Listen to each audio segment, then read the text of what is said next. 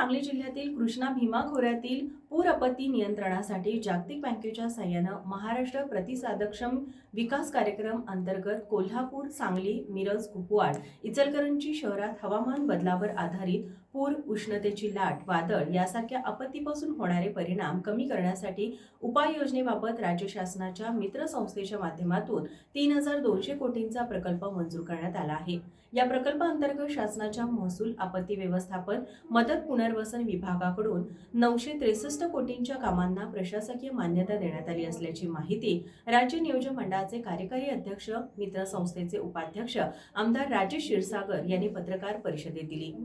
मित्र संस्था महाराष्ट्र शासन यांच्या वतीने राज्यात राबवण्यात येत असलेल्या प्रकल्पांची माहिती देण्याकरिता आमदार राजेश क्षीरसागर यांनी पत्रकार परिषदेचं आयोजन केलं होतं। राजेश क्षीरसागर यांनी सन 2019 मध्ये पूरस्थितीची पाहणी करताना मुख्यमंत्री देवेंद्र फडणवीस यांनी हा प्रकल्प जाहीर केला होता।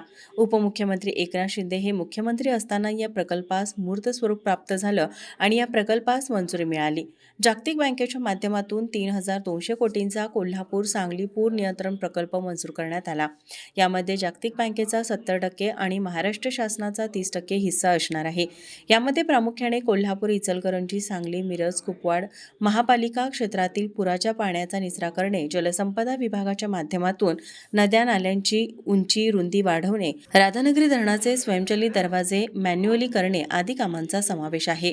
प्रकल्पाच्या दुसऱ्या टप्प्यात पुराचं पाणी मराठवाडा, विदर्भ, धाराशिव भागांकडे वळविण्यात येणार आहे।